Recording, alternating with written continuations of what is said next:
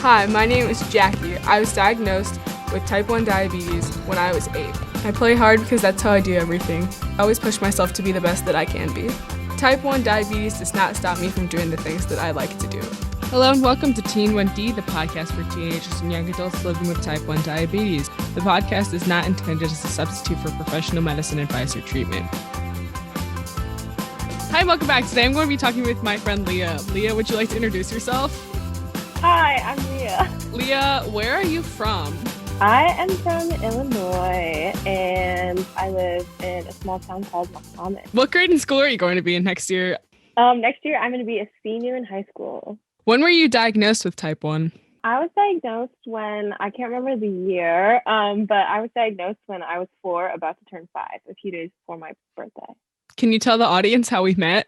Yes, we met at diabetes camp and lots of fond memories there when we were both like probably 8. So we've known each other for, I guess that's like 9 years now. That's kind of crazy.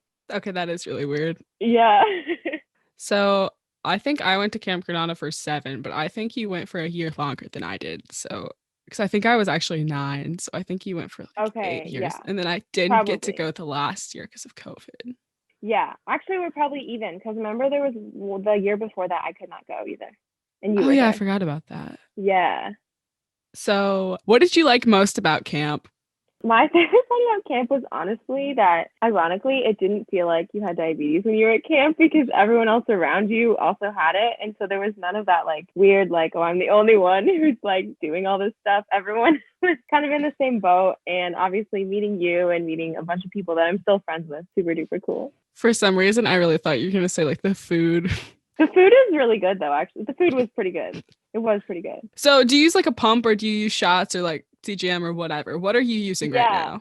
I use a Dexcom and an Omnipod, which I actually really like. I used to use a Medtronic pump, so I like the Omnipod much more. I started using it like 2 years ago. So I literally didn't know that until you sent me your prom pictures and then I put that together. Yeah. So I know that you participate in theater and that you're in choir. Do you want to talk about that? Yeah, sure. I love music stuff. It's like all the activities I do. I'm not a sports gal. So yeah, I do choir at school, and then I'm in like another singing group that we perform and stuff, do voice lessons and stuff. So yeah, it's my thing. I thought it was kind of funny because I know last year you talked about going to the ILMEA, which is the choir performance where they gather people from different schools, and you met somebody that I knew there, and I thought that was really funny. Oh yeah, like I literally sat next to someone and she was talking about how she was from Watsika, and I was like, you know Jackie? And she was like, yeah, I do. It was crazy. So you said that you have the Dexcom. Do your parents follow you on the Dexcom share? Yes, they do. And honestly, it's really nice because sometimes I'll just be like spacing out, doing my own thing, and they'll be like, Leah, you're going low, Leah, which is kind of annoying. But yeah, it is nice. It's helpful. Cool. So what are you doing this summer? This summer, I am not really doing a whole lot, but it feels like a lot compared to last summer because of COVID. But yeah, I'm making a lot of time to see friends, and then I'm also babysitting a lot. So good. So when you have like a big day of activity, because I know when I've been with you, like we've walked around for like multiple miles at a time. Do you find that like your blood sugar tends to go low afterwards? And like, how do you manage that if it does?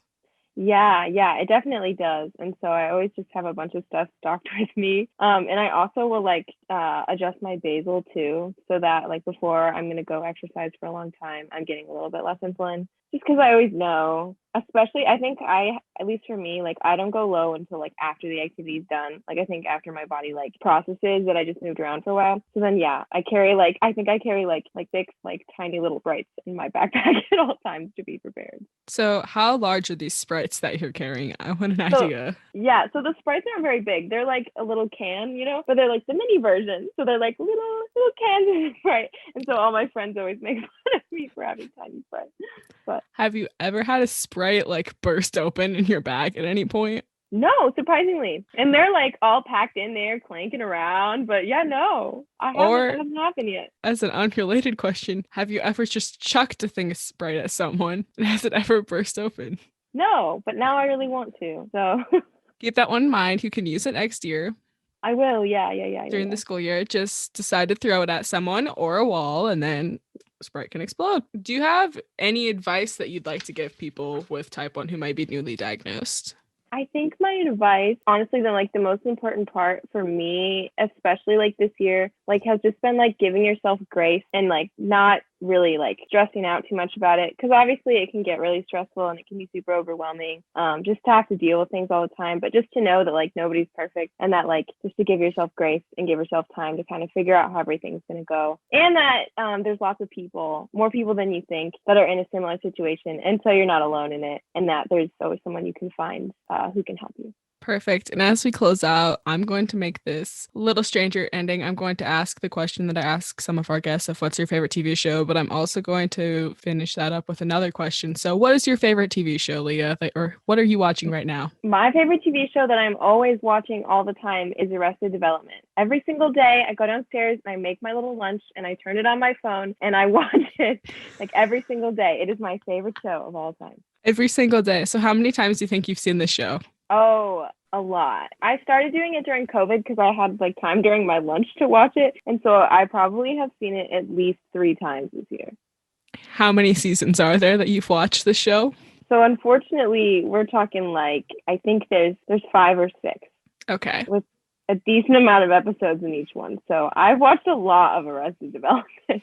I was going to say, do you think you may have Arrested Development for watching Arrested Development?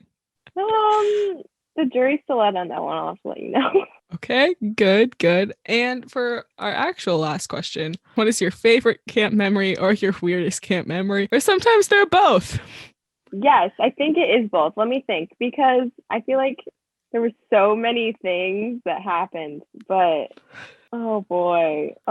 Actually, I think my favorite was the year that there was bunnies at camp, and this one kid who I would always hang out with from the boys' cabin, as we did. One of the bunnies, he named it Pickle Miss, and because it had red eyes, and the rest of the bunnies didn't. And one day, I don't remember if it was you or someone else in our cabin, but he picked up Pickle Miss and put it on someone else, and Pickle Miss like peed all over them. And I think that was my favorite moment, not because the rabbit peed, but because then this kid was going, Pickle Miss, stop peeing. one of my most favorite memories. Yeah. Shout out to the person if you're listening. You know who you are. You know who you are. Hopefully you didn't forget. Thank you so much for being here, and we'll see how long this episode is once we've cut everything out. Yes, I'm so happy to be a part of your podcast. That's all for today. If you have any suggestions for future topics or guests, or just want to say hi, don't hesitate to reach out. You can email me at teen.t1d@gmail.com or DM me at Instagram at teen1dpodcast. If you like my podcast, don't forget to subscribe, rate, and review, as it does really help me out. Thanks so much for listening, and don't forget to tune into next week's episode. Have a great week.